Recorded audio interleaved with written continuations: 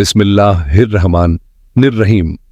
दोस्तों, कभी आपने सोचा है कि एक छोटे से कबीले का लीडर बिना बड़ी फौज, बिना खजाने, सिर्फ अल्लाह पर यकीन और सब्र के साथ कैसे दुनिया की सबसे ताकतवर सल्तनत की बुनियाद रख देता है? ये कहानी है उस्मान गाजी की, ऑटोमन एम्पायर के पहले सुल्तान की। एक ऐसा नाम जिसने दुनिया को दिखा दिया कि अगर दिल में ईमान और जुबान पर अल्लाह का जिक्र हो तो नामुमकिन भी मुमकिन हो जाता है। आज हम उनकी पूरी कहानी सुनेंगे, लेकिन सिर्फ तारीखें और जंग नहीं, बल्कि वो सीखें जो हमारी जिंदगी में भी काम आ सकती हैं।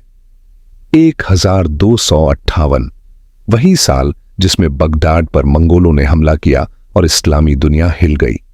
उसी साल अनाटोलिया की धरती पर एर्तुगरुल गाजी के घर एक बच्चे का जन्म हुआ, उस्मान। उस्मान बचपन से ही दूसरों से अलग थे, खेलों में भी बहादुरी दिखाते और बुजुर्गों की बात बड़ी तवज्जो से सुनते। उनकी मां कहती, मेरा बेटा हमेशा अल्लाह का नाम लेता है, हर काम की शुरुआत बिस्मिल्लाह से करता है।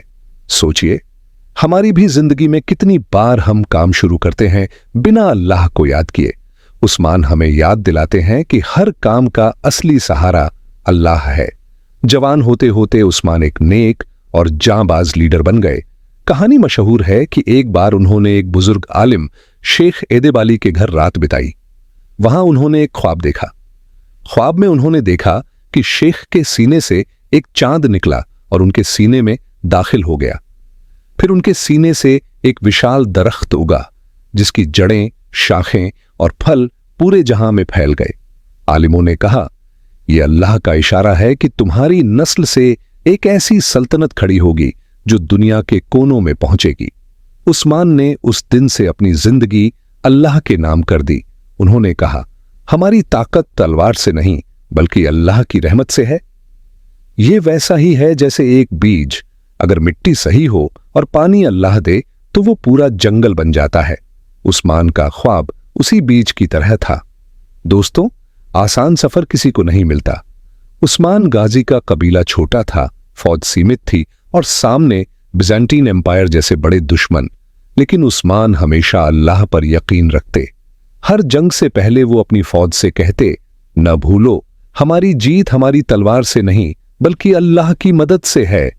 धीरे धीरे उन्होंने कई किले फतह किए, छोटे छोटे इलाके अपने कब्जे में लिए। हर जीत के बाद वो सजदा करते और अल्लाह का शुक्र अदा करते। जैसे हमारी जिंदगी में भी छोटी छोटी जीतें होती हैं, इम्तिहान पास करना, नौकरी मिलना, मुश्किल से निकलना, असल में वो हमारी मेहनत नहीं बल्कि अल्लाह की मदद होती है। 1299, वही साल जब उस्मान गाजी ने औपचारिक तौर पर अपनी सल्तनत की नींव रखी।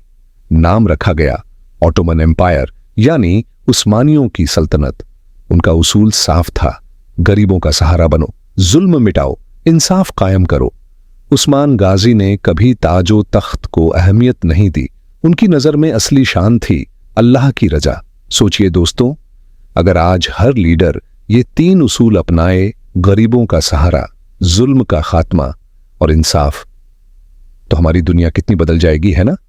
उस्मान गाजी सिर्फ जंग के मैदान में ही नहीं बल्कि अपने किरदार में भी महान थे।